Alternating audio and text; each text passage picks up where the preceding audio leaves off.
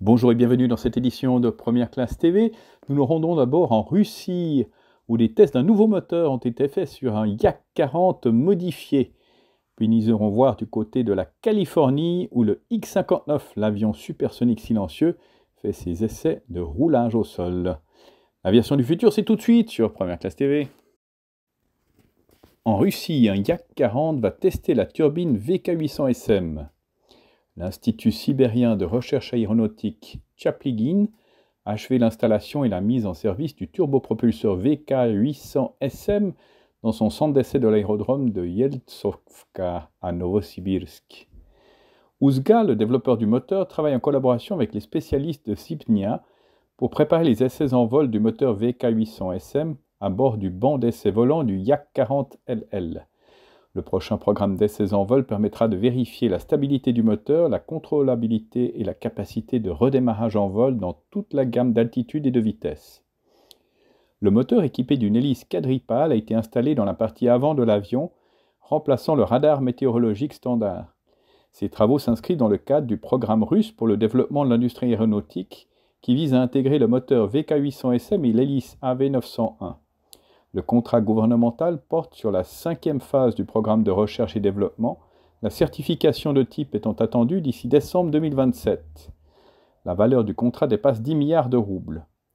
Ce moteur doit permettre de faire voler le nouveau monomoteur léger à turbopropulseur polyvalent LMS 901 Baïkal, censé remplacer l'AN 2 ainsi que l'avion d'entraînement UTS 800 et l'avion régional LMS 192 Osvey et devenir la base de la future aviation légère russe.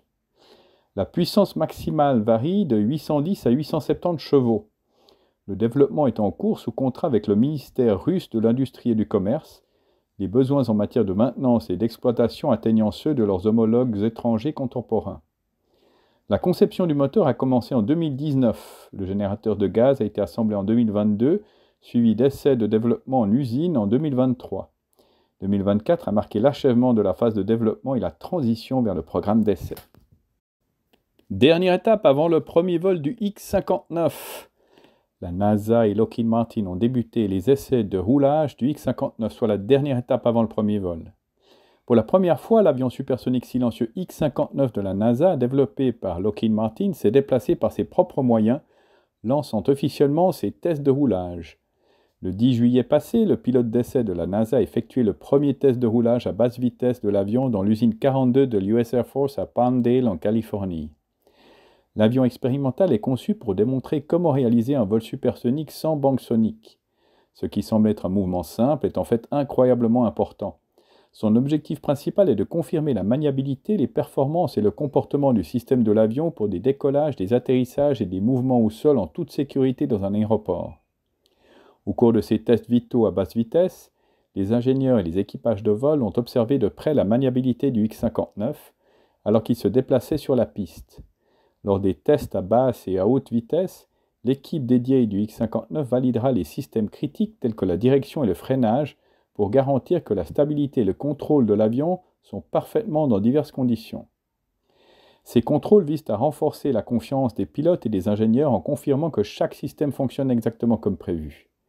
Lockheed Martin et la NASA affirment que le X-59 expérimental est conçu pour voler à Mach 1,4, atteignant une altitude de 16 000 mètres.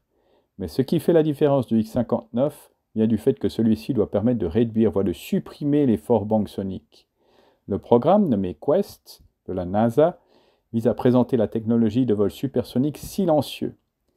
Les données recueillies lors de ces tests et des futurs vols du X-59 seront partagées avec les régulateurs américains et internationaux. Ces informations établiront de nouveaux seuils de bruit acceptables basés sur des données liées aux vols commerciaux supersoniques au-dessus de la Terre. Si cette initiative réussit, elle pourrait ouvrir la voie à une nouvelle ère de voyages aériens plus rapides, réduisant considérablement les temps de vol pour diverses utilisations civiles.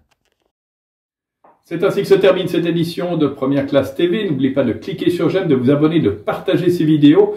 Et nous nous retrouvons la semaine prochaine avec Airbus qui teste un avion avec des ailes battantes. D'ici là, bon vol à tous!